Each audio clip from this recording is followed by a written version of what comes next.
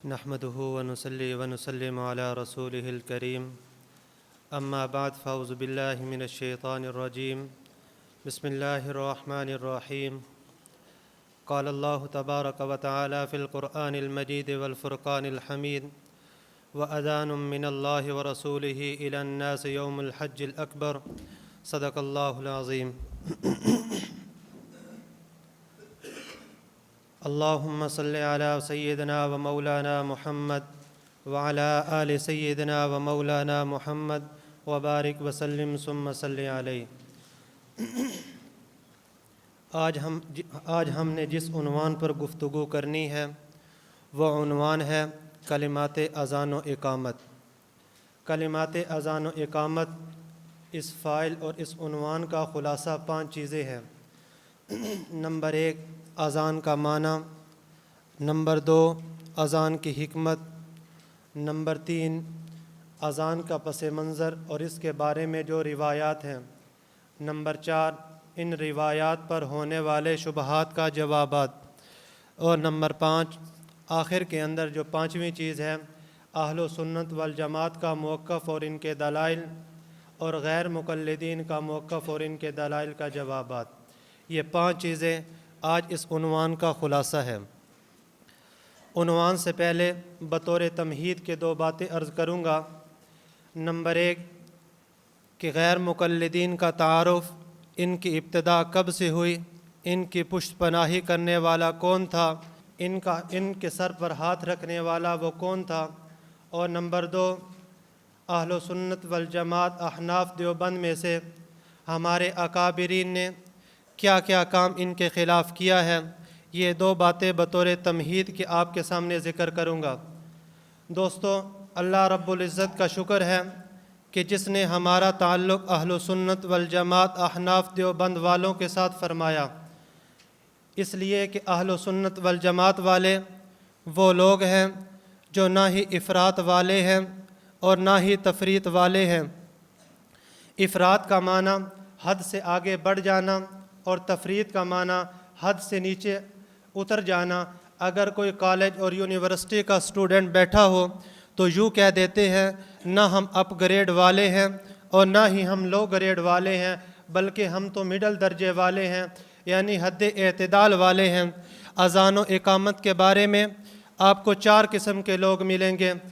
Number 1 وہ ہوں گے جو افراط والے ہیں، جنہوں نے اذان کے شروع میں اضافہ کیا، جنہوں نے کہا اذان کے شروع میں صلاۃ و السلام ضروری ہے، وہ آپ کو اہل بدعت نظر آئیں گے۔ نمبر 2 دوسری قسم کے وہ لوگ ہوں گے جنہوں نے اذان کے اندر اضافہ کیا، جنہوں نے علی ولی اللہ کہا، جنہوں نے وصی رسول اللہ کہا، یہ لوگ بھی افراط والے ہیں۔ نمبر 3 تیسری قسم کے وہ لوگ ملیں گے جنہوں نے اذان کو تو نہیں چھیڑا لیکن اقامت کے اندر انہوں نے کمی کی، ان کو غیر مقلدین اور اہل حدیث کے نام سے یاد کرتے ہیں۔ اور چوتھی قسم کے لوگ وہ اہل و سنت والجماعت والے ہیں، یہ اعتدال پر رہے اور انہوں نے وہی اذان وہی اقامت جو آپ علیہ السلام نے صحابہ کو سکھائی تھی، صحابہ نے تابعین کو سکھائی تھی، تابعین نے تبع تابعین کو سکھائی تھی، اور ان سے واسطہ در واسطہ ہوتے ہوئے ہم تک پہنچی تھی، یہ وہی اذان ہے۔ دوستو، انگریز نے جب غیر مقلدین کو یہ وجود کیوں دیا؟ 12 صدیاں پاک و ہند پر ایسی گزری ہیں جب اسلام لانے والے، اسلام پر عمل کرنے والے تمام کے تمام لوگ اہل و سنت والجماعت والے تھے۔ جب 13ویں صدی کا آغاز ہوا تو انگریز نے اپنے ناپاک قدم اس پاک سرزمین پر رکھے، اور پھر اس نے مسلمانوں کے ساتھ وہی قتل عام کیا، نہ تو علماء کو چھوڑا نہ ہی کسی عورتوں کو چھوڑا، جو کچھ اس سے ظلم ہو سکتا تھا اس نے وہ ظلم کیا۔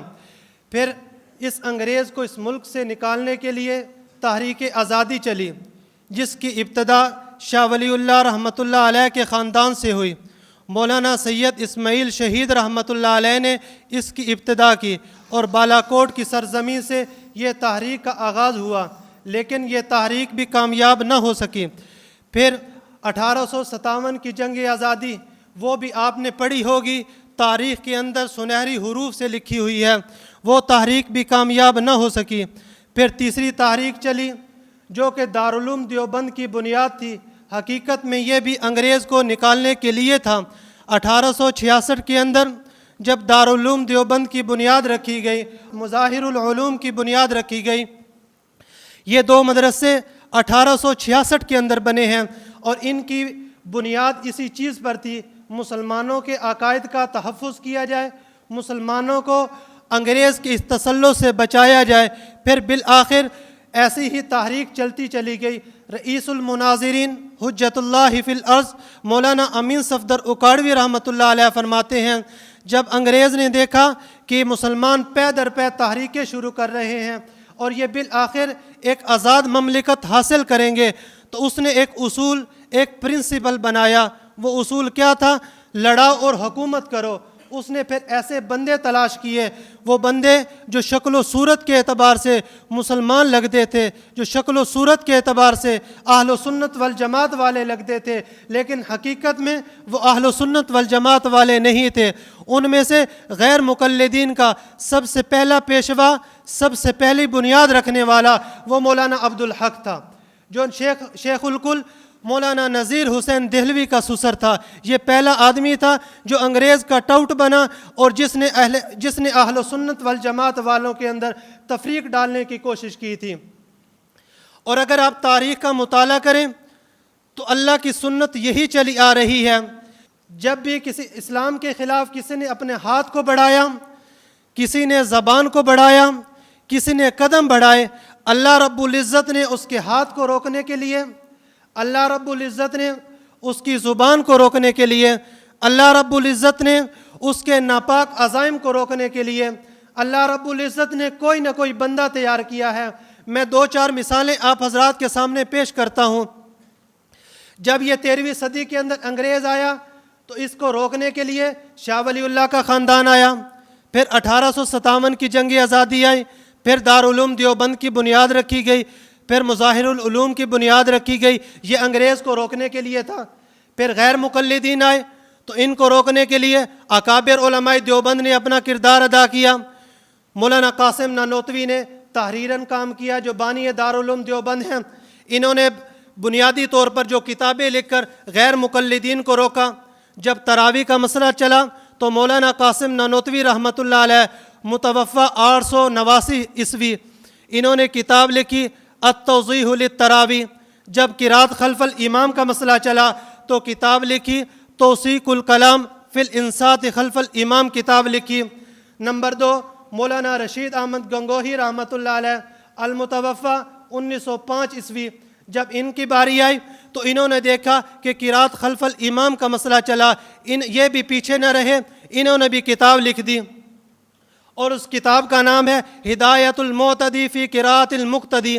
نمبر 2، جب جماعت ثانیہ کا مسئلہ چلا کہ آیا مسجد کے اندر دوسری جماعت ہو سکتی ہے یا نہیں، تو غیر مقلدین نے اس کو اٹھایا، الدانیۃ فی کراہیت جماعت ثانیہ کتاب لکھی۔ نمبر 3، تیسرے شیخ الہند جو دارالعلوم دیوبند کے تربیت یافتہ شاگرد تھے، جو دارالعلوم دیوبند کے پہلے شاگرد تھے، جو مولانا محمود رحمۃ اللہ علیہ کے پہلے شاگرد تھے، جو مولانا قاسم نانوتوی اور مولانا رشید احمد گنگوہی کا پہلا شاگرد تھا، جن کی وفات 1920 عیسوی کے اندر ہوئی۔ انہوں نے بھی کتاب لکھی ادلہ کاملہ۔ یہ ادلہ کاملہ کا اصل میں پس منظر کیا تھا؟ غیر مقلدین کا وکیل مولانا حسین بٹالوی پہلے ایک اشتہار چھاپا، اشتہار کے اندر 10 مسائل ذکر کیے، اور جو اس کے گمان کے مطابق وہ مسائل ایسے تھے کہ جن کا اہل سنت والجماعت والے جواب نہیں دے سکتے۔ پہلا کون سا مسئلہ؟ ترک رفع یدین کا۔ دوسرا کون سا مسئلہ؟ ترک قرات خلف الامام کا۔ اس طرح اس نے 10 مسائل ذکر کیے اور ایک اشتہار چھاپا۔ اس اشتہار پر عنوان یہ دے کر اور بعد میں ایک چیلنج کیا کہ اگر کوئی آدمی ان مسائل کے جواب کے اندر کوئی ایک حدیث پیش کر دے، ایک آیت پیش کر دے، تو اس وقت کے 10 روپے انعام دوں گا۔ یہ بات ہو رہی ہے 13ویں صدی کی، 15ویں صدی کی بات نہیں ہے۔ کبھی سمجھو کہ 10 روپے یہ پتہ نہیں تھوڑی سی چیز ہوگی، یہ اس وقت کی بات ہے۔ تو جب اشتہار چھپا، ہندوستان کے اندر ہلچل مچ گئی کہ یہ کیا ہو گیا۔ خیر یہ اشتہار پہنچا دارالعلوم دیوبند، تو مولانا قاسم نانوتوی رحمۃ اللہ علیہ کے شاگرد شیخ الہند رحمۃ اللہ علیہ نے اپنی قلم اٹھائی، اشتہار کا جواب لکھا، کتاب کا نام رکھا ادلہ کاملہ۔ یہ جب کتاب لکھی گئی تو مولانا محمود حسن دیوبندی رحمۃ اللہ علیہ کا شاگرد ہے مولانا اصغر حسین رحمۃ اللہ علیہ، وہ فرماتے ہیں کہ میرے استاد نے جب کتاب لکھی ادلہ کاملہ، یہ کتاب ایسی تھی کہ اس کے بعد قلم ٹوٹ گئے تھے۔ جب یہ کتاب آئی تو سمجھ آتی تو جواب آتا، جب کتاب سمجھ ہی نہیں آئی، شاگرد تو قاسم نانوتوی کا تھا نا، یہ عام بات تو نہیں تھی، کتاب سمجھ آتی تو جواب آتا۔ تو وکیل یہ جو تھا غیر مقلدین، اس نے دوسرا اشتہار دیا اشاعت السنہ کے اندر، کہتا ہے میں ادلہ کاملہ کا جواب لکھوں گا۔ ٹھیک ہے بھئی، ادلہ کاملہ کا جواب کے لیے شیخ الہند رحمۃ اللہ علیہ بھی منتظر تھے کہ ہم دیکھتے ہیں ہماری کتاب کا کون سا جواب آتا ہے، لیکن اس کی بات نہ بن سکی۔ پھر ایک آدمی اس نے جو جاہل قسم کا تھا اور ان کے مذہب کے مطابق وہ احسن المناظرین تھا، جو جتنا بڑا جاہل ہے وہ ان کا اتنا بڑا مناظر ہوتا ہے، مولانا احسن امروہی، بعد کے اندر غیر مقلد سے قادیانی بن چکا تھا، اس نے کتاب لکھی ایضاح الادلہ، یہ جواب تھا ادلہ کاملہ کا۔ جب یہ کتاب لکھی تو وکیل غیر مقلدیت کو بھی ایک بات مل گئی، یہ کہتا ہے میری طرف سے یہ جواب ہو گیا، اشاعت السنہ کے اندر اس نے تحریر دے دی۔ جب شیخ الہند رحمۃ اللہ علیہ کو پتہ چلا کہ اب یہ جواب تو نہیں لکھ سکتا اور یہی جواب اس نے اپنی طرف سے لکھ دیا، تو پھر شیخ الہند نے دوسری کتاب لکھی جو کتاب تھی ایضاح الادلہ کے نام سے، اور یہ جو کتاب لکھی تھی اس سے پہلے ادلہ کاملہ، شیخ الہند رحمۃ اللہ علیہ نے ایک جملہ کہا تھا، ادلہ کاملہ آپ اٹھاؤ، اس کے اندر ایک جملہ لکھا ہوا ہے، شیخ الہند رحمۃ اللہ علیہ نے وہ جملہ بڑا عجیب کہا اس کے وعدے معشوق بے وفا کی طرح ثابت ہوئے۔ میں اس کی ڈیفینیشن نہیں کرتا کہ معشوق بے وفا کیا چیز ہوتی ہے، لیکن یہ کہتا ہوں کہ وہ جملہ شیخ الہند کا تھا کہ معشوق بے وفا کی طرح ثابت ہو گئے۔ خیر ادلہ کاملہ کا جواب کیا آیا؟ مصباح الادلہ۔ پھر اس کا جواب الجواب کیا آیا؟ ایضاح الادلہ، شیخ الہند رحمۃ اللہ علیہ نے لکھا۔ نمبر 4، چوتھے نمبر پر حکیم الامت مجدد الملت شاہ اشرف علی تھانوی رحمۃ اللہ علیہ ہیں، جن کی وفات 1943 عیسوی کے اندر ہوئی۔ جب تقلید کا مسئلہ آیا تو انہوں نے بھی رسالہ لکھا الکلام الفرید فی التزام التقلید، جو امداد الفتاویٰ کے اندر چھپا ہوا ہے۔ اور شیخ الہند رحمۃ اللہ علیہ نے ادلہ کاملہ کے علاوہ اور بھی بہت سی کتابیں لکھی تھی۔ شیخ الہند رحمۃ اللہ علیہ کے ایک ماموں تھے عبداللہ شاہ، جو سید اصغر حسین صاحب رحمۃ اللہ علیہ دیوبندی رحمۃ اللہ علیہ کے والد محترم تھے۔ یہ وہ حضرت تھے جنہوں نے دارالعلوم دیوبند کی بنیاد رکھتے ہوئے، جب حضرات نے کہا کہ دارالعلوم دیوبند کی سنگ بنیاد پہلی اینٹ کون رکھے، تو حضرت نانوتوی رحمۃ اللہ علیہ نے کہا کہ دارالعلوم دیوبند کی پہلی اینٹ وہ آدمی رکھے کہ جس کے دل کے اندر بھی کبھی گناہ کا شیبہ پیدا نہ ہو۔ تو وہ آدمی تلاش کرنے لگے، تو نام تجویز جو کیا گیا تھا یہ مولانا سید اصغر حسین رحمۃ اللہ علیہ کے والد محترم عبداللہ شاہ، جن کو منع شاہ کہتے تھے، ان کا نام آیا۔ تو انہوں نے پہلی بنیاد دارالعلوم دیوبند کی رکھی تھی، یہ وہ حضرات تھے۔ نمبر 5، پانچواں نام آتا ہے امام اہل سنت مولانا سرفراز خان صفدر رحمۃ اللہ علیہ کا، جن کی وفات 2009 عیسوی کے اندر ہوئی۔ انہوں نے کتاب لکھی احسن الکلام فی ترک قرات خلف الامام، یہ کتاب لکھی۔ اور مولانا امین صفدر اکاڑوی رحمۃ اللہ علیہ، ان کو کون نہیں جانتے، جنہیں لقب ملا تھا رئیس المناظرین کا، حجت الاسلام کا۔ یہ واقعی رئیس المناظرین تھے، امام المناظرین تھے۔ ان کی تو پوری زندگی ہی غیر مقلدیت کے خلاف چلی۔ پھر آخر میں میرے شیخ اور آپ کے شیخ مولانا محمد الیاس گمن حفظہ اللہ تعالی، انہوں نے بھی کتابیں لکھی ہیں اور پوری زندگی غیر مقلدین کا تعاقب کیا ہے۔ ان کے جو جھوٹ تھے ان کو پوری دنیا کے اندر واضح کیا ہے۔ تو میں نے یہ ایک مثال آپ کے سامنے پیش کی کہ میرے اکابر علماء دیوبند نے ان کے خلاف کیا کیا کام کیا۔ تو بات آپ کو یاد ہو کہ میں نے کہا تھا کہ سنت اللہ یہی چلی ہے کہ جب بھی کوئی فرقہ اٹھتا ہے تو اس کے خلاف کوئی نہ کوئی اللہ رب العزت بندہ پیدا کر دیتا ہے۔ انگریز کے خلاف کون آیا؟ شاہ ولی اللہ رحمۃ اللہ علیہ کا خاندان آیا۔ کون آئے؟ 1857 کی جنگی آزادی آئی. کون آیا؟ دارالعلوم دیوبند کی بنیاد اور دارالعلوم دیوبند والے آئے. پھر اس نے جب اپنے آدمی پیدا کیے اور غیر مقلدین کی بنیاد رکھی تب بھی دارالعلوم دیوبند والے آئے. پھر آپ دیکھیں 1901 کے اندر قادیانی میں سے مرزا غلام احمد قادیانی نے جب نبوت کا دعویٰ کیا تو اس کے خلاف بھی اللہ رب العزت نے بندے پیدا کیے. علماء لدھیانہ نے اس کے خلاف کفر کا فتویٰ دیا. نمبر 3 1905 عیسوی کے اندر جب حسام الحرمین لے کر احمد رضا خان بریلوی گیا مکہ المکرمہ اور علماء دیوبند کے خلاف کفر کا فتویٰ لیا، کفر کا فتویٰ لے کر آیا، پوری دنیا کے اندر یہ اس نے شو کر دیا کہ یہ دیکھو علماء اہل سنت، علماء دیوبند یہ کافر ہیں. حقیقتاً عبارات کا مکہ المکرمہ کے علماء کو پتہ نہیں تھا. اگر ان کو پتہ ہوتا تو وہ کبھی کفر کا فتویٰ نہ دیتے. جب یہ فتویٰ آ گیا تو مولانا حسین احمد مدنی رحمۃ اللہ علیہ متوفہ 1957 عیسوی، جب انہوں نے یہ کہا، انہوں نے علماء مکہ کو کہا کہ آپ نے یہ فتویٰ کیوں دیا ہے، یہ تو ہمارے علماء کے خلاف تھا. انہوں نے کہا کہ ہمیں تو نہیں پتہ تھا، اور انہوں نے کہا یہ ہماری عبارات بھی نہیں ہیں، عبارات کے اندر خلط ملط کیا گیا ہے، ہماری یہ عبارات ہرگز نہیں ہیں. تو مکہ کے علماء نے کہا کہ ہم 40 سوال لکھتے ہیں، آپ ان کے جواب دے دیں. تو ان کا جواب لکھنے کے لیے جو بندہ تیار ہوا تھا وہ مولانا خلیل احمد سہارنپوری رحمۃ اللہ علیہ تھے، جن کی وفات 1945 عیسوی کے اندر ہوئی. انہوں نے اس کا جواب لکھا جس کو المحنت علی المفند کے نام سے یاد کیا جاتا ہے. مولانا خلیل احمد سہارنپوری یہ اصل میں شاگرد تھے مولانا مملوک علی رحمۃ اللہ علیہ کے. مولانا مملوک علی یہ مولانا قاسم نانوتوی کے استاد ہیں، اور مولانا خلیل احمد سہارنپوری رحمۃ اللہ علیہ یہ مولانا مملوک علی کے داماد بھی ہیں.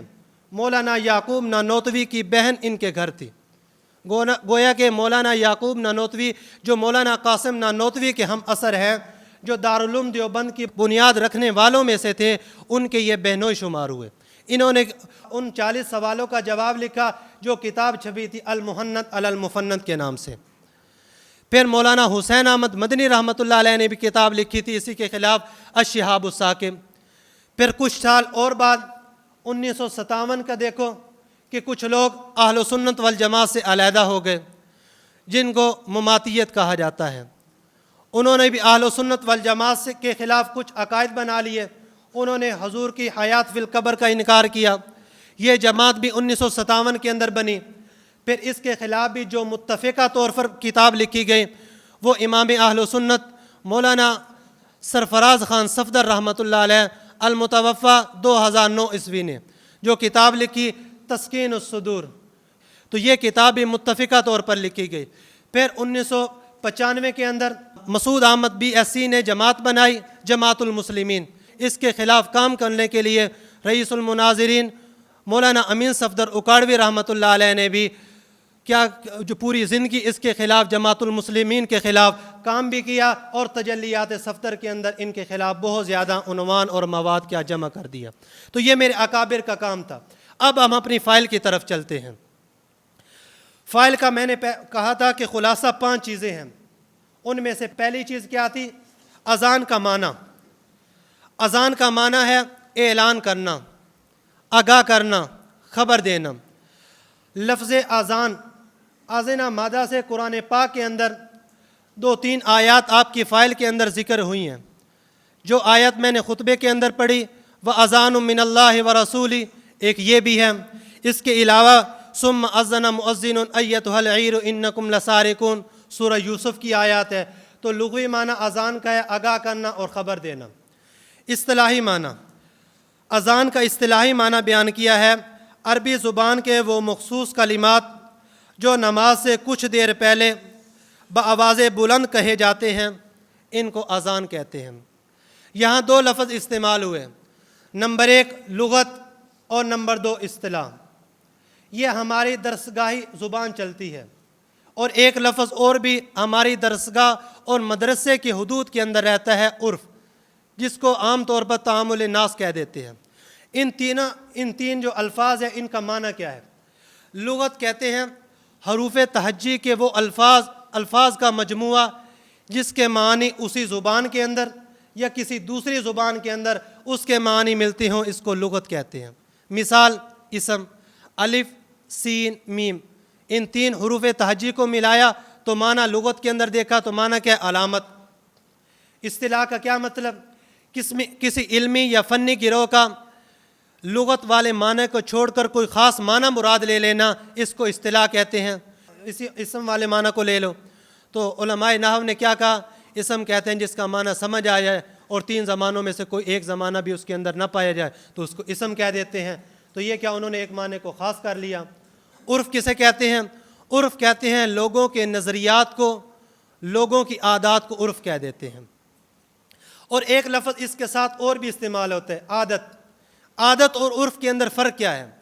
عادت کہتے ہیں انسان کے دل کے اندر جو بات پیدا ہوئی ہے، جب آدمی اس کا اظہار کر دے اس کو عادت کہہ دیتے ہیں، اور کرنے والا ایک آدمی ہو۔ دل کے اندر کوئی شیبہ پیدا ہوا، اس کو کسی آدمی نے عملی طور پر کر لیا، اس کو کہہ دیتے ہیں عادت۔ جب اسی عادت کو بڑھ کر ایک آدمی کے علاوہ 2 کرنے والے بن جائیں، 4 کرنے والے بن جائیں، 6 کرنے والے بن جائیں، عرف، تو اس کو عرف کہہ دیتے ہیں۔ تو عرف اور عادت کے اندر یہ فرق ہے۔ آگے علامہ ابن حجر رحمۃ اللہ علیہ، احمد بن علی بن حجر الاسقلانی الشافعی، متوفی 852 ہجری، اذان کا شرعی معنی بیان کرتے ہیں۔ فرماتے ہیں الاعلام بوقت الصلاۃ بالفاظ مخصوصہ، مخصوص الفاظ کے ساتھ مخصوص وقت کے اندر جو اذان، جو الفاظ اور جو نماز کے لیے لوگوں کو بلایا جاتا ہے اس کو اذان کہتے ہیں۔ اور وکیل حنفیت علامہ بدر الدین عینی، جن کا نام محمود بن احمد اور الحنفی، متوفی 855 ہجری، وہ فرماتے ہیں عمدۃ القاری کے اندر انہوں نے معنی بیان کیا اذان کا، فرماتے اعلام مخصوص بالفاظ مخصوصۃ فی اوقات مخصوصہ، مخصوص الفاظ ہوں، مخصوص وقت کے اندر ہوں، اور نماز سے کچھ دیر پہلے جو کہے جائے ان کو اذان کہتے ہیں۔ اذان کی حکمت کیا ہے؟ اذان کو کیوں مشروع کیا گیا؟ اذان کو کس لیے مقرر کیا گیا؟ محدث جلیل شارح مسلم، جن کو لوگ یحییٰ بن شرف النووی، المتوفی 676 ہجری، وہ فرماتے ہیں کہ اذان کی حکمتیں 4 ہیں۔ نمبر 1، اظہار شعائر الاسلام، اسلام کی نشانی کو واضح کرنا، اسلام کی نشانی کو بتانا ہے۔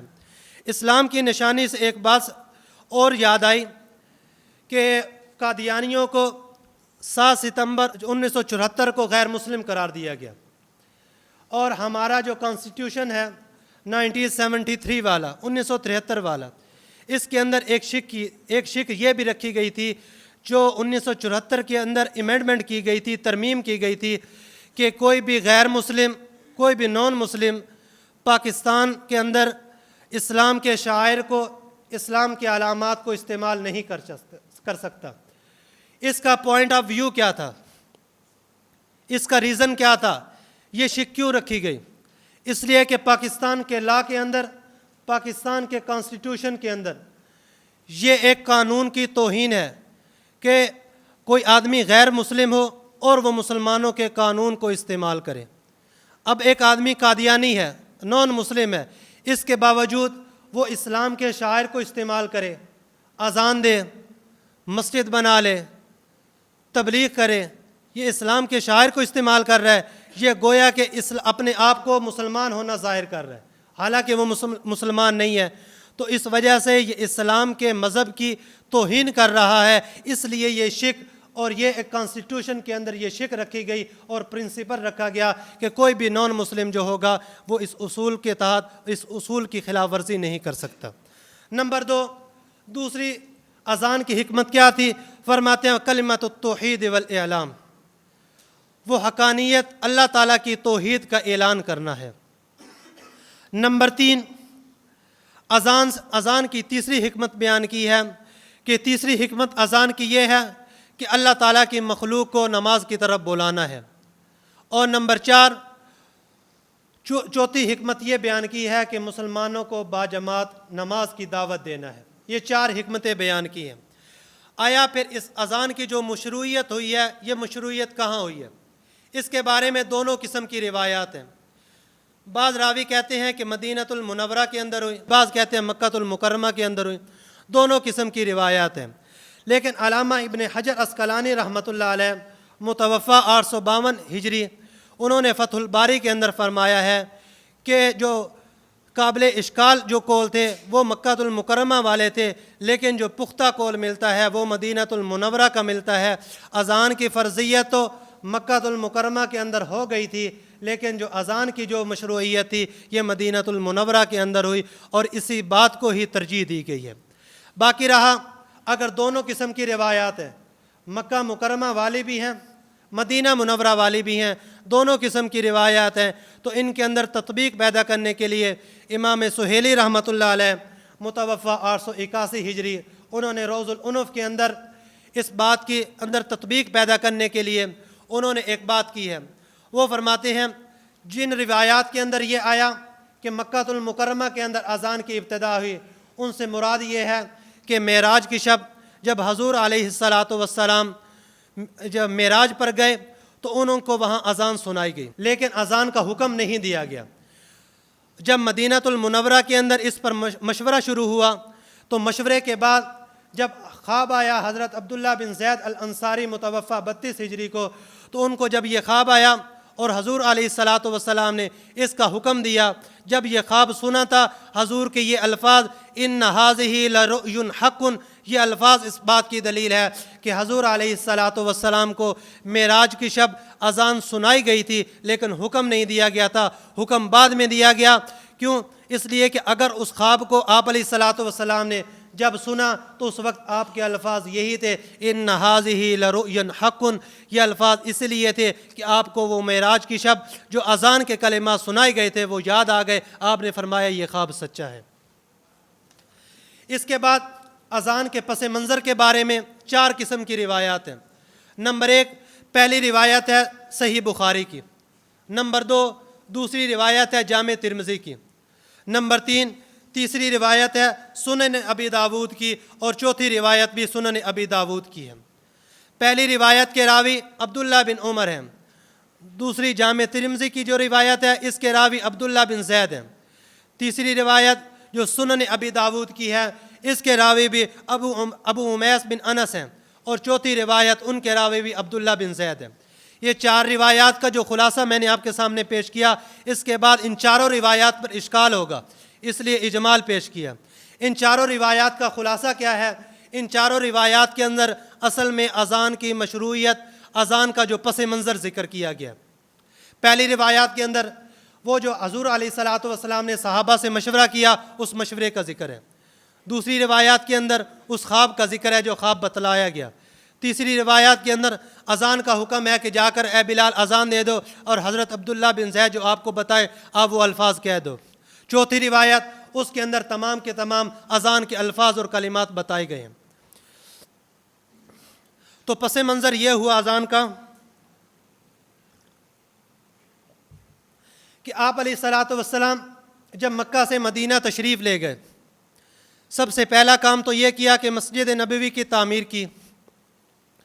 مسجد نبوی کی تعمیر کے بعد دوسرا کام تھا کہ اب مسجد کے اندر نمازیوں کو بلانا ہے، کون سا کام کریں؟ تو مشورہ شروع ہو گیا۔ صحابہ نے 4 قسم کے مشورے دیے۔ نمبر 1 پہلا مشورہ یہ آیا کہ جھنڈا بلند کر دیا جائے تاکہ سب کو پتہ چل جائے کہ نماز کا وقت ہو گیا، جماعت کا وقت ہو گیا۔ آپ علیہ السلام نے اس رائے کو بھی رد کر دیا۔ دوسرا مشورہ آیا کہ یہ کیا جائے آگ جلا دی جائے کسی بلند جگہ پر۔ آپ علیہ السلام نے اس کو بھی رد فرما دیا، فرمایا یہ مجوسیوں کا طریقہ ہے۔ تیسرا مشورہ آیا کہ ناقوس بجا لی جائے، آپ نے اس کو رد کر دیا کہ یہ عیسائیوں کا طریقہ ہے۔ چوتھا مشورہ آیا کہ نرسنگا اور سینگ وغیرہ کی جس کے ذریعے سے آواز دی جائے، آپ نے فرمایا یہ یہودیوں کا طریقہ ہے۔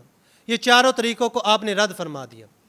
جب چاروں ان مشوروں کو آپ نے رد فرما دیا تو حضرت عمر بن خطاب رضی اللہ تعالیٰ عنہ المتوفی 24 ہجری، انہوں نے مشورہ دیا کہ ابھی تک کیونکہ کوئی فیصلہ نہیں ہوا تو صرف الصلاۃ جامعۃ کے الفاظ کے ذریعے سے لوگوں کو جماعت کے لیے بلا لیا جائے، لیکن ان الفاظ پر بھی عمل نہیں ہوا۔ عمل نہ ہونے کی وجہ یا تو یہ ہے کہ بعد کے اندر یہ حکم بھول چکے تھے، یا یہ ہے کہ کسی وجہ سے اس پر عمل نہ ہو سکا۔ آپ علیہ الصلاۃ والسلام پریشان تھے کہ لوگوں کو نماز کے لیے بلانا بھی ہے اور طریقہ بھی کوئی نہیں ہے، اور مشورے بھی یہ دیے گئے ہیں جو دوسری قوموں کے ساتھ مشابہت رکھتے ہیں۔ تو آپ علیہ الصلاۃ والسلام نے اس بارے میں بہت غمگین تھے۔ سب سے پہلے خواب آیا حضرت عمر بن خطاب رضی اللہ تعالیٰ عنہ کو۔ انہوں نے اپنا خواب ذکر نہ کیا۔ ذکر نہ کرنے کی وجہ جو محدثین بیان کرتے ہیں وہ فرماتے ہیں یا تو حضرت عمر بن خطاب بھول چکے تھے یا کسی وجہ سے حضور تک پہنچنے میں انہیں دیر ہو گئی۔ پھر 20 دن بعد، حضرت عمر کے خواب سے 20 دن بعد خواب آیا حضرت عبداللہ بن زید الانصاری کو۔ وہ خواب سے اٹھے، جا کر حضور کو بتایا۔ حضور نے فرمایا ان ھذہ لرؤیا حق، یہ خواب سچا ہے۔ فرمایا حضرت بلال کو حکم دو وہ اذان کہیں۔ حضرت عبداللہ بن زید کو کیوں نہ کہا گیا کہ آپ اذان دو؟ صحابی فرماتے ہیں کہ اس وقت حضرت عبداللہ بن زید بیمار تھے۔ نمبر ایک یہ وجہ تھی۔ نمبر 2 دوسری وجہ یہ بتلائی جاتی ہے کہ حضرت عبداللہ بن زید کی آواز پست تھی۔ جب یہ دونوں باتیں تھیں تو آپ علیہ الصلاۃ والسلام نے حضرت بلال رضی اللہ تعالیٰ عنہ کو حکم دیا کہ آپ کیا کہو؟ اذان کہو۔ حضرت بلال نے اذان کہی، عبداللہ بن زید قریب کھڑے ہو گئے، وہ جو الفاظ رات کو خواب میں دیکھے تھے وہ الفاظ کہتے گئے اور حضرت بلال رضی اللہ تعالیٰ عنہ اذان کہتے چلے گئے۔ یہ پس منظر تھا۔ اس پس منظر کے بعد اس پر اشکال ایک ہوتا ہے۔ سب سے پہلا اشکال یہ ہوتا ہے کہ خواب دیکھنے والا کون تھا؟ صحابی تھا، نبی تو نہیں تھا، حضرت عبداللہ بن زید الانصاری۔ تو خواب جو حجت ہوتا ہے وہ نبی کا ہوتا ہے، صحابی کا تو خواب حجت ہوتا ہی نہیں ہے۔ جب صحابی کا خواب حجت ہوتا نہیں تو یہ جو اذان کی مشروعیت، یہ اذان کو اسلام کا شعار بنایا گیا، یہ تو صحابی کے خواب کی وجہ سے بنایا گیا، نہ کہ کسی حضور کے خواب کی وجہ سے۔ تو اس کا جواب علامہ یوسف بنوری رحمۃ اللہ علیہ، یہ بھی دارالعلوم دیوبند کی ایک پہچان تھے۔ علامہ یوسف بنوری رحمۃ اللہ علیہ یہ اصل میں شاگرد تھے علامہ انور شاہ کشمیری رحمۃ اللہ علیہ، متوفہ 1933 عیسوی، اور علامہ ظفر احمد عثمانی المتوفہ 1945 عیسوی، ان کے یہ شاگرد تھے۔ اور ان کے بارے میں فرمایا گیا، مفتی شفیع رحمۃ اللہ علیہ جو والد محترم ہے شیخ الاسلام حضرت مولانا مفتی تقی عثمانی صاحب کے، تو وہ فرماتے ہیں کہ اگر کسی آدمی نے دیکھنا ہو علامہ یوسف بنوری رحمۃ اللہ علیہ کو کہ جو علامہ انور شاہ کشمیری کے علم کا حامل ہے، اگر کسی آدمی نے دیکھنا ہو شیخ الاسلام علامہ ظفر احمد عثمانی رحمۃ اللہ علیہ کا علم کا اور صحیح معنی میں شاگرد دیکھنا ہو تو علامہ یوسف بنوری رحمۃ اللہ علیہ کو دیکھو۔ اور یہ حضرت تھانوی رحمۃ اللہ علیہ متوفہ 1943 عیسوی، ان کے یہ خلیفہ مجاز تھے، اور انہوں نے معارف و سنن جو جامع ترمذی کی شرح ہے 6 جلدوں میں لکھی گئی عربی زبان کے اندر، ان کا جو مقدمہ ہے اس مقدمہ کے اندر جو انہوں نے اپنے استاد علامہ انور شاہ کشمیری کے لیے جو الفاظ کہے وہ الفاظ سنے۔ فرماتے الشیخ العلامہ انور شاہ کشمیری الذی کان فی عصرہ فی الحدیث، وہ اپنے زمانے کے شیخ الحدیث بھی تھے اور اپنے زمانے کے حدیث کے اندر ماہر آدمی تھے، والادب العربی، اور عربی ادب کے ماہر آدمی تھے بھی۔ یہ شاگرد اپنے استاد کے بارے میں کہہ رہا ہے۔ انہوں نے معارف السنن کے اندر فرماتے ہیں، وہ فرماتے ہیں فَكَانَ الْأَمْرُ بِأَمْرِ النَّبِيِّ صلی اللہ علیہ وسلم لا برؤین صحابی فقط، کہ یہ جو اذان کا حکم دیا گیا تھا یہ اذان کا حکم صحابی کے خواب کی وجہ سے نہیں تھا بلکہ حضور کا حکم تھا۔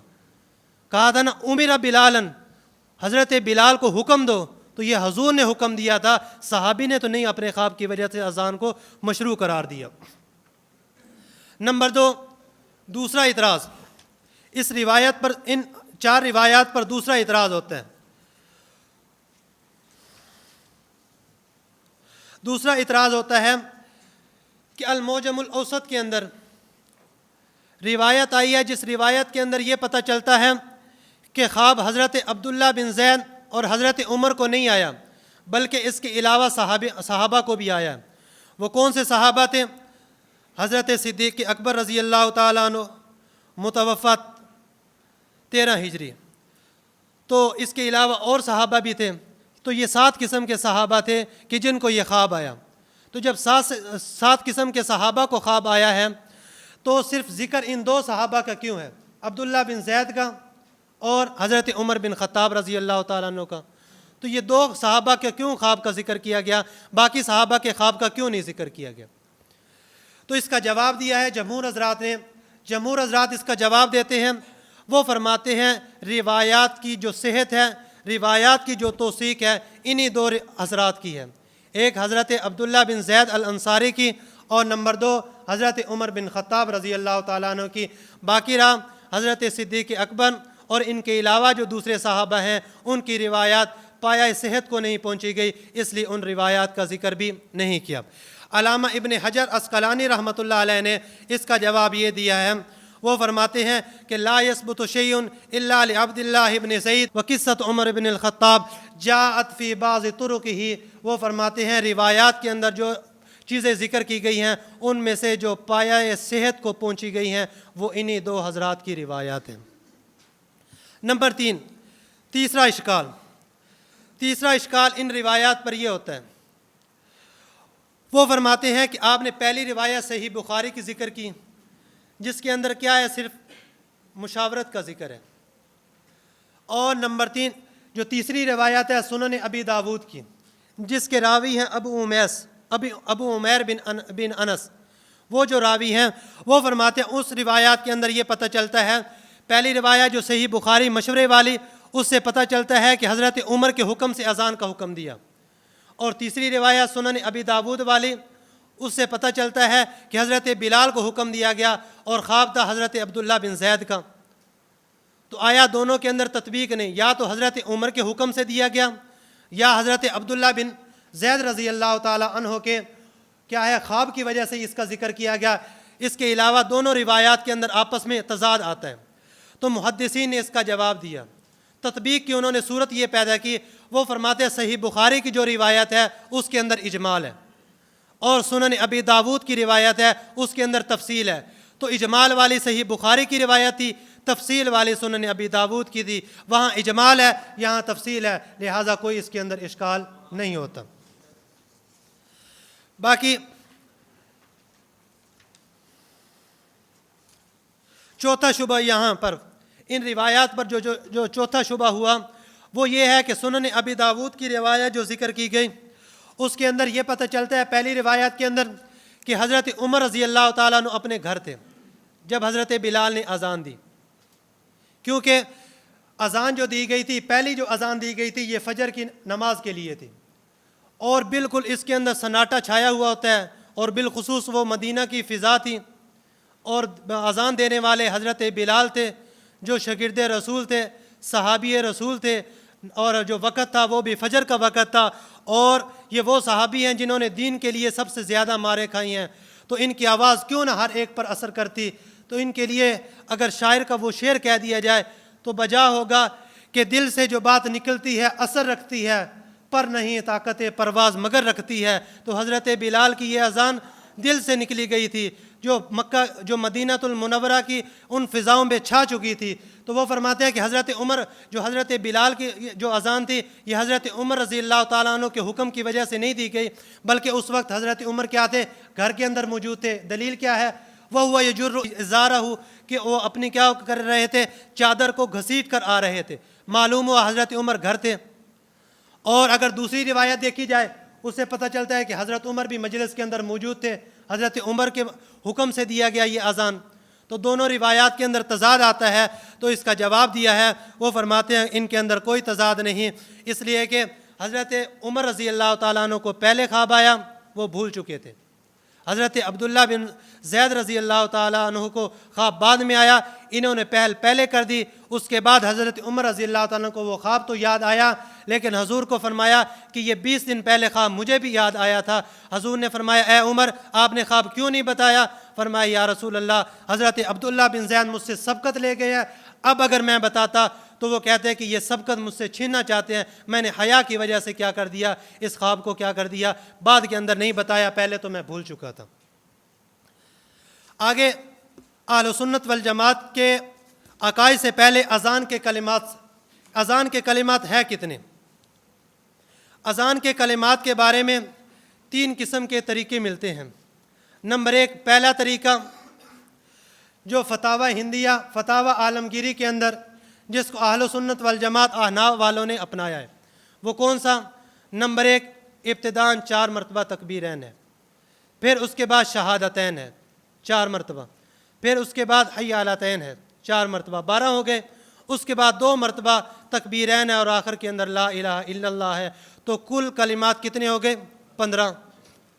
اور اقامت کے کلمات 17۔ 15 یہ کلمات اور 2 کلمات قد قامت الصلاۃ، قد قامت الصلاۃ، یہ کلمات تو کل 17 ہو گئے۔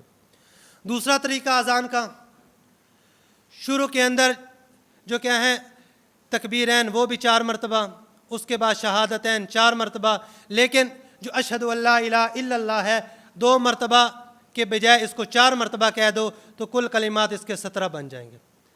تیسرا طریقہ جس کو ترجیح کا کہتے ہیں، ابتداً جو تکبیرین وہ 2 مرتبہ، اس کے بعد شہادتین 4 مرتبہ، 4 مرتبہ، یعنی پہلے 4 مرتبہ آہستہ آواز سے، پھر 4 مرتبہ بلند آواز سے کہی جائے، پھر اس کے بعد حی علاتین ہے اور آخر کے اندر تکبیرین اور کیا ہے لا الہ الا اللہ۔ اسی طرح جو اقامت کا طریقہ، پہلا طریقہ جس کو حنفیوں نے اپنایا ہوا ہے وہ 17 کلمات کا ہے، دوسرا طریقہ 11 کلمات والا، ابتدا کے اندر تکبیرین ہے 2 مرتبہ ہو گئی، اس کے بعد شہادتین 1 مرتبہ ہو گئی، ایک مرتبہ اشہد ان لا الہ الا اللہ، اشہد ان محمد رسول اللہ، پھر حی علی الصلاۃ، پھر آگے حی علی الفلاح، قد قامت الصلاۃ 2 مرتبہ، اس کے بعد اللہ اکبر۔ اور تیسرا طریقہ یہ ہے کہ قد قامت الصلاۃ کو بھی 1 مرتبہ کہہ دیا جائے تو کل کلمات کیا بن جائیں گے؟ پہلے کے اعتبار سے 11 بنتے ہیں، اور دوسرے کے اعتبار سے اگر قد قامت الصلاۃ کو 1 مرتبہ کہا جائے تو یہ کیا بن جاتے ہیں؟ 10 بن جاتے ہیں۔ آگے اہل سنت والجماعت کا موقف سنیں۔ اہل سنت والجماعت کا موقف کیا ہے؟ اہل سنت والجماعت والے فرماتے ہیں کہ اذان کے کلمات 15 ہیں اور اقامت کے کلمات 17 ہیں، جس کی جو ثبوت وغیرہ احادیث کے اندر تو موجود ہے، ہماری فقہ کی کتابیں فتاوی عالمگیری جس کو فتاوی ہندیہ وغیرہ بھی کہہ دیتے ہیں، اس کے اندر موجود ہے۔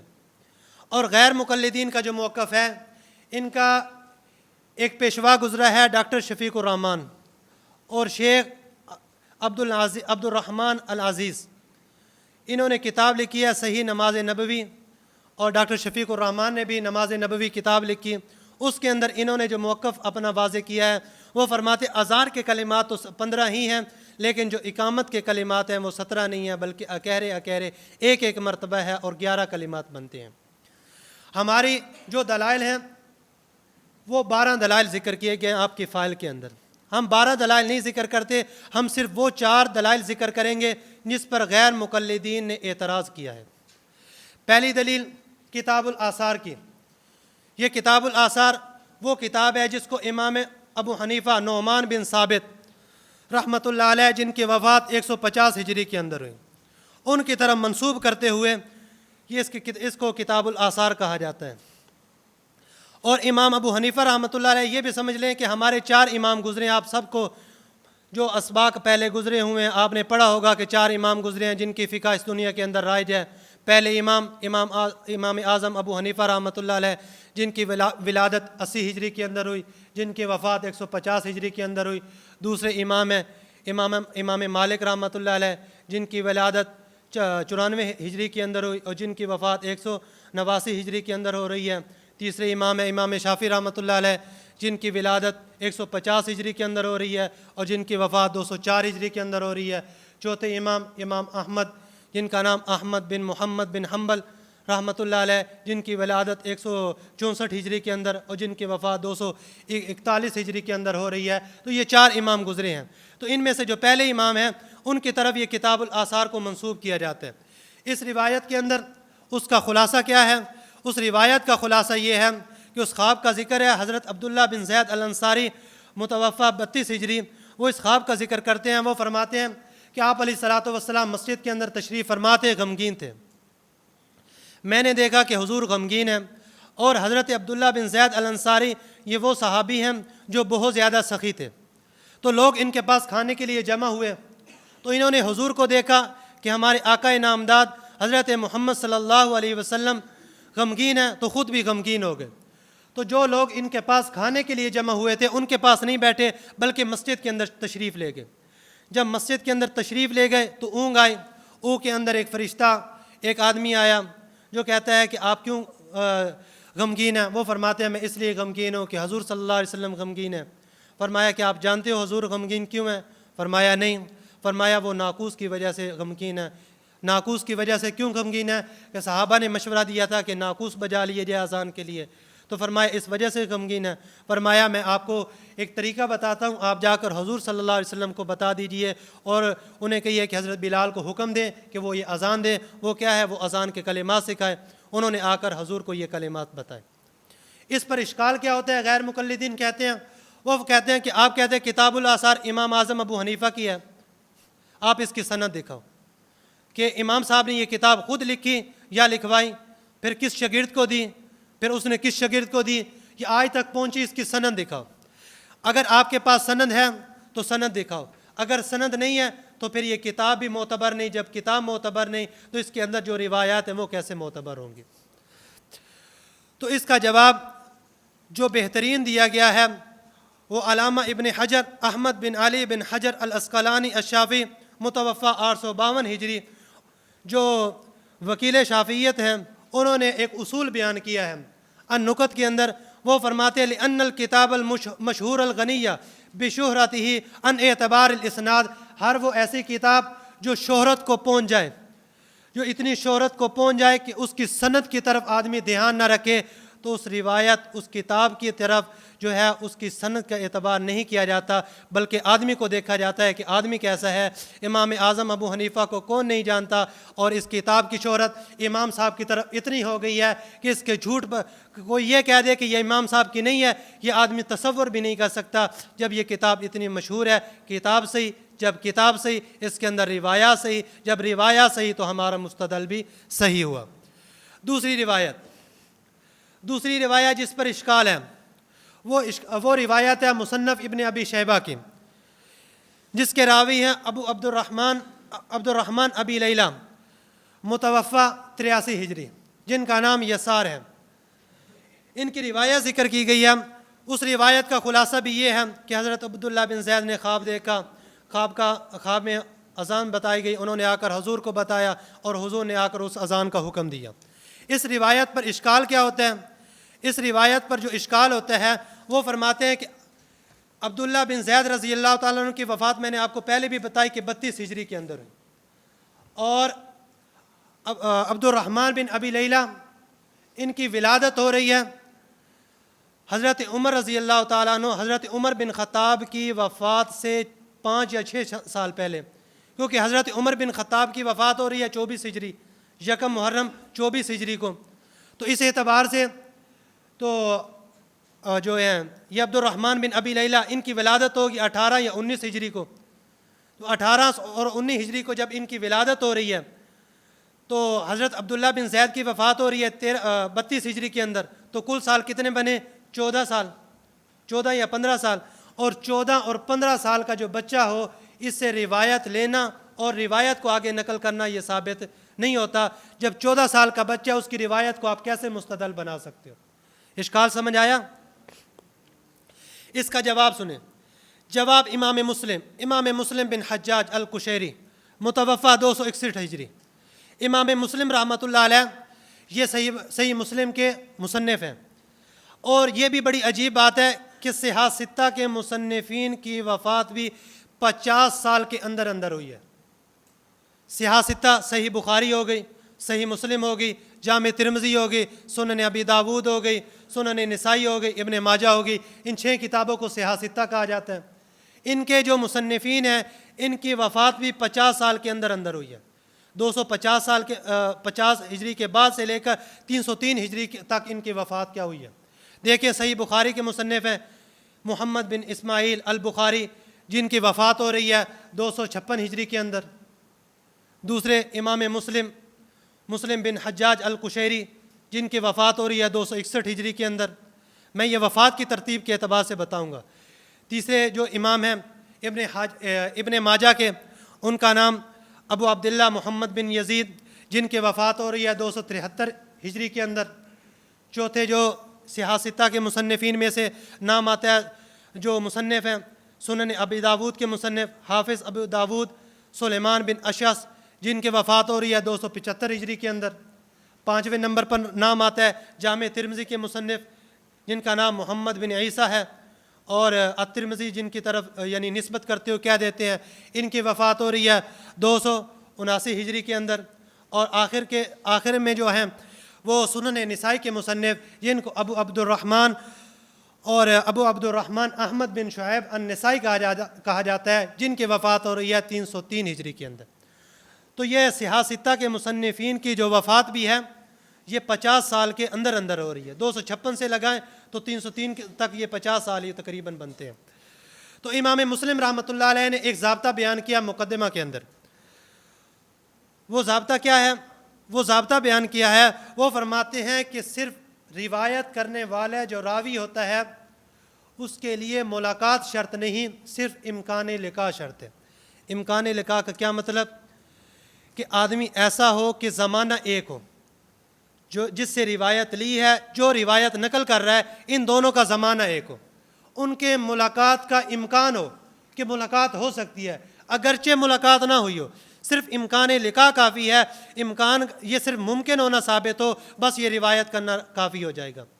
تو اب عبد الرحمن بن ابی لیلہ متوفہ 83 ہجری، تو ان کی اس وقت جب حضرت عبداللہ بن زید کی وفات ہو رہی ہے 32 ہجری کے اندر، اس وقت عمر تھی 14 یا 15 سال، اور 14 اور 15 سال کے اندر امکان لقاء ممکن ہے۔ جب امکان لقاء ممکن ہے تو یہ نہیں کہہ سکتے کہ یہ جو عبد الرحمن بن ابی لیلہ ہے، ان کی ملاقات، ان کی جو روایت ہے، ان کے اندر کیا ہے، اتصال نہیں پایا گیا۔ تیسری روایت جس پر اعتراض ہوتا ہے وہ روایت ہے مسند ابو عوانہ کی۔ امام ابو عوانہ یعقوب بن اسحاق النسابوری، جن کی وفات ہو رہی ہے 313 ہجری کے اندر۔ مسند ابو عوانہ کی روایت ہے، جن کے راوی آتے ہیں، پہلے حضرت شعبی آتے ہیں، پھر اس کے بعد حضرت عبداللہ بن زید الانصاری آتے ہیں۔ اس روایت کے اندر بھی یہی ہے کہ اذان کے کلمات دوہرے ہیں، اسی طرح اقامت کے کلمات بھی دوہرے ہیں۔ اس پر اشکال کیا ہوتا ہے؟ اس پر اشکال غیر مقلدین یہ کرتے ہیں کہ امام شعبی رحمۃ اللہ علیہ، جن کا نام اوس بتایا جاتا ہے، اوس یا سمرہ یا سلمان، والد کا نام معیر ہے، جن کی وفات 104 ہجری کے اندر ہوتی ہے، وہ فرماتے ہیں کہ امام شعبی رحمۃ اللہ علیہ ان کی ملاقات حضرت عبداللہ بن زید سے نہیں ہوئی۔ کیوں؟ وہ فرماتے ہیں ان کی ولادت بھی، امام شعبی رحمۃ اللہ علیہ کی بھی ولادت حضرت عمر بن خطاب کی وفات سے 5 یا 6 سال پہلے ہوئی، 17 یا 18 ہجری کو۔ جب 6 سال پہلے ہو رہی ہے، عبداللہ بن زید کی وفات ہو رہی ہے 32 ہجری کے اندر، کل عمر ہوئی وفات کے وقت حضرت عبداللہ بن زید کی وفات کے وقت 14 یا 15 سال، اور 14 اور 15 سال کا بچہ یہ کیا ہے، حدیث کو محفوظ کرے اور آگے روایت کرے، یہ بات نہیں ہے ممکن۔ جب یہ بات ممکن نہیں ہے تو وہ فرماتے ہیں کہ یہ امکان جو اتصال سند نہیں پایا گیا، اتصال سند نہیں پایا گیا، تو لہٰذا کیا ہوا، یہ روایت صحیح نہ ہوئی۔ ہم کہتے ہیں کہ اس کا ایک جواب ہے جو ہم دیں، ایک جواب ہے جو آپ کے پیشوا دیں۔ جو غیر مقلدین کا پیشوا گزرا ہے عبد الرحمن مبارک پوری، جس کو یہ کہتے ہیں مجتہد العصر بھی یہ کہتے ہیں، تو یہ عبد الرحمن مبارک پوری وہ ہے جو شیخ نذیر حسین دہلوی کا شاگرد تھا، اور مولانا عبد الصمد اور مولانا عبد السمیع مبارک پوری غیر مقلدین ان کا یہ استاد تھا، اور مقالات محدث مبارک پوری جو لکھی ہے اس کا یہ مصنف تھا۔ یہ کیا کہتا ہے، اور تحقیق الکلام کا بھی یہ مصنف تھا، جس نے تحقیق الکلام کے اندر کہتا ہے مسند ابو عوانہ کی جو روایات ہیں ان کی صحت کی طرف آپ نہ جاؤ، کیونکہ امام ابو عوانہ رحمۃ اللہ علیہ مسند ابو عوانہ کے اندر جو روایت لے کر آئے ہیں وہ روایت ایسی ہے، اس کی سند بھی صحیح ہے، اور وہ صحیح سند والی روایات لے کر آتے ہیں۔ یہ تو ایسے ہی ہو گیا کہ الجھا ہے پوں یار کا زلف دراز میں، یہ جواب ہم نے نہیں دینا تھا، آپ کا خود جو امام اور پیشوا ہے وہ دے رہا ہے۔ چوتھی جو روایت فائل کے اعتبار سے اس کا 7واں دلیل نمبر دی گئی ہے، اس پر جو اعتراض ہوتا ہے حضرت ابو محذورہ اوس یا سلمان، یہ ان کا نام بتایا جاتا ہے اور والد کا نام معیر بتایا جاتا ہے۔ ان کی وفات ہو رہی ہے 59 ہجری کے اندر، حضرت ابو محذورہ کی۔ یہ جو ساتویں نمبر کی دلیل ہے، اس پر جو اس روایت کا بھی خلاصہ یہی ہے کہ اذان کے کلمات 15 اور اقامت کے کلمات 17 ہیں۔ اذان کو دورہ دورہ کہا گیا، اقامت کو بھی دورہ دورہ کہا گیا۔ اس روایت پر جو اعتراض ہوتا ہے وہ اعتراض کیا ہے؟ وہ کہتے ہیں کہ حضرت ابو محذورہ رضی اللہ تعالیٰ عنہ کی جو روایات ہیں یہ 2 قسم کی ہیں۔ نمبر 1، پہلی جو روایت ہے حضرت ابو محذورہ کی، یہ جامع ترمذی کی روایت ہے۔ دوسری روایت ہے التاریخ الکبیر کے اندر روایت کی گئی ہے، دوسری سند کے اندر۔ دونوں کے اندر ہے جامع ترمذی کی جو روایت ہے، اس کے اندر الفاظ ملتے ہیں کہ حضرت ابو محذورہ نے دوہرے کلمات اقامت کے کہے، اور جو ہے التاریخ الکبیر والی روایت، اس کے اندر پتہ چلتا ہے کہ اقامت کے کلمات اکیرے کہے۔ تو دونوں روایات کے اندر فرق آ گیا نا۔ جب دونوں روایات کے اندر فرق آ گیا تو کس بات کو آپ لیں گے؟ آپ نے ایک روایت کو مان لیا، ایک روایت کو چھوڑ دیا، یہ بات تو نہیں بنتی۔ لینا ہے تو دونوں کو لو، چھوڑنا ہے تو دونوں کو چھوڑو۔ ان کی جس کتاب کا میں نے حوالہ پہلے دیا ہے، صحیح نماز نبوی، اس کے اندر ان کا شیخ عبد الرحمن یہ لکھتا ہے، وہ کہتا ہے کہ اگر ماننا ہے اذان کے اندر جس طرح آپ نے حضرت بلال کی روایت کو مانا ہے، تو پھر اقامت کے اندر بھی حضرت بلال کی روایت کو مانو، اور اگر اقامت وغیرہ کی روایت کے اندر حضرت ابو محذورہ کی روایت لی گئی ہے تو پھر اذان کے اندر بھی حضرت ابو محذورہ کی روایت لے کر ترجیح کو اختیار کرو۔ یہ کیا ہے؟ اذان کے اندر روایت لی حضرت بلال کی، اور اقامت کے اندر جو روایت لی وہ حضرت ابو محذورہ کی۔ لینی ہے تو دونوں ایک صحابی کی لو، چھوڑنی ہے تو دونوں ایک صحابی کی چھوڑو۔ یہ نہ ہو کہ اذان کی روایت ایک صحابی سے لو اور اقامت کی روایت دوسرے صحابی سے لو، یہ کام ختم کرو۔ اس روایت کا جواب دیا گیا ہے، وہ فرماتے ہیں کہ اصل میں 2 قسم کی روایات آ گئی۔ پہلی قسم کی جامع ترمذی کی روایت، جس کے اندر ہے کہ حضرت ابو محذورہ فرماتے ہیں اقامت کے کلمات دوہرے، اور دوسری روایات آئی التاریخ الکبیر کی، جس کے اندر ہے کہ اقامت کے کلمات اکیرے۔ 2 قسم کی آ گئی۔ ہم تطبیق دیتے ہیں اور ترجیح دیتے ہیں۔ تطبیق اور ترجیح کی کیا صورت ہے؟ وہ فرماتے ہیں جو روایت کس والی ہے، یعنی دوہرے الفاظ والی ہے، وہ روایت ہے صحیح بخاری کی، اور جو روایت ہے اکیرے والی وہ روایت صحیحین کی نہیں ہے بلکہ صحیحین کے علاوہ کی ہے۔ تو لہٰذا صحیحین والی روایت کو ترجیح دی جائے گی بخلاف غیر صحیحین والی روایت کو۔ نمبر 2، دوسری ترجیح کی صورت یہ بیان کی گئی ہے، وہ فرماتے ہیں کہ جو روایت ابو محذورہ کی دوہرے الفاظ والی ذکر کی گئی ہے اس کے اندر کلمات متعین ہیں، اقامت کے کلمات 17 ہیں، اور جو روایت اکیرے الفاظ والی ذکر کی گئی اس میں کبھی تو 10 کا ذکر آتا ہے، کبھی 11 کا ذکر آتا ہے، تو کلمات متعین نہیں ہیں۔ لہٰذا جس روایت کے اندر کلمات متعین ہیں اس روایت کو لے لیتے ہیں، اور جس روایت کے اندر کلمات متعین نہیں ہیں اس روایت کو چھوڑ دیتے ہیں۔ اور ایک جواب دیا گیا اس کا، وہ فرماتے ہیں کہ حضرت ابو محذورہ رضی اللہ تعالیٰ عنہ کی روایات کے اندر اضطراب بھی ہے، جو التاریخ الکبیر والی۔ جب اس روایت کے اندر اضطراب ہے لہذا اس وجہ سے بھی اس روایت کو کیا کر دیا جائے گا؟ چھوڑ دیا جائے گا۔ وقت ختم ہونے کو آخری غیر مقلدین کی جو 3 روایات ذکر کی گئی اس کا خلاصہ ذکر کر کے سبق کو ختم کرتے ہیں۔ غیر مقلدین نے 3 روایات ذکر کی گئی ہیں۔ نمبر 1، پہلی روایت ان کی سنن ابی داود کی ہے، دوسری روایت صحیح ابن حبان کی ہے، اور تیسری روایت ان کی بلوغ المرام کے اندر جو ذکر کی گئی ہے۔ تینوں روایات کا خلاصہ کیا ہے؟